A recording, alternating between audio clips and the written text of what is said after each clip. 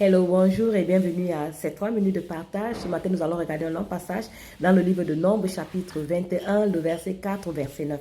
Dans le livre de Nombres, chapitre 21, le verset 4 à 9, il est dit: Ils partirent de la montagne de Hor par le chemin de la mer Rouge pour contourner le pays d'Édom. Le peuple s'est patienta en route et parla contre Dieu et contre Moïse. Pourquoi nous avez-vous fait monter hors d'Égypte pour que nous mourions dans le désert? Car il n'y a point de pain, il n'y a point d'eau, et notre âme est dégoûtée de cette misérable nourriture. Alors l'Éternel envoya contre le peuple des serpents brûlants. Ils mordirent le peuple, et il mourut beaucoup de gens en Israël. Le peuple vint à Moïse et dit: Nous avons péché, car nous avons parlé contre l'Éternel et contre toi. Prie l'Éternel afin qu'il éloigne de nous ces serpents. Moïse pria pour le peuple. L'Éternel dit à Moïse: Fais-toi un serpent brûlant et place-le sur une perche. Quiconque aura été mordu et le regardera, conservera la vie. Moïse fit un serpent d'airain et le plaça sur une perche. Et quiconque avait été mordu par un serpent, et regardait le serpent d'airain, conservait la vie. Ici, c'est une histoire véritablement très complexe.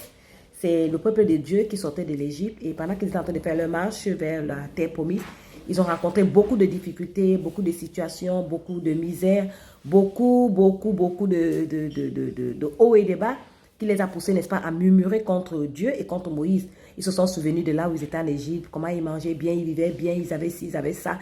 Et où est-ce que Moïse est en train de les conduire, mais de quelle terre promise est-ce que Moïse les parle? Bref, ils ont murmuré contre Dieu, et Dieu dans sa colère les a envoyés des serpents brûlants qui ont mordu le peuple, et beaucoup sont morts, selon que la Bible nous dit ici là. Alors ils ont trouvé bon de consulter Moïse, va voir Dieu afin qu'il puisse nous enlever ces serpents pour que nous restons en vie. Alors, chose dite, chose faite, Moïse, lorsqu'il va rencontrer Dieu avec la requête du peuple, au lieu que Dieu enlève les serpents brûlants, Dieu a plutôt donné à Moïse l'ordre de fabriquer, n'est-ce pas, un serpent d'airain et de mettre sur une perche afin que quiconque regarde à ce serpent puisse, n'est-ce pas, conserver la vie. Alors, il n'était pas question de faire un garrot, il n'était pas question de prier au nom de Jésus, il n'était pas question de faire, n'est-ce pas, des dons ou de faire, d'éviter, d'esquiver les serpents. Ici, il était question que si tu es mordu, que tu regardes le serpent d'airain et que tu conserves la vie. Point. Ce n'était pas de chercher la pierre noire ou alors d'enlever la saleté de l'oreille pour mettre là où on est mordu pour anéantir l'effet du venin. Non.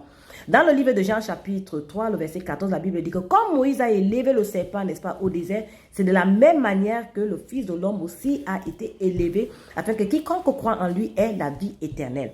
Alors ici, il est question de traiter le péché. Le péché, n'est-ce pas, la solution du péché se trouve seulement en Jésus-Christ. Comme le serpent a été élevé dans le désert, c'est comme ça que Jésus-Christ est élevé afin que quiconque croit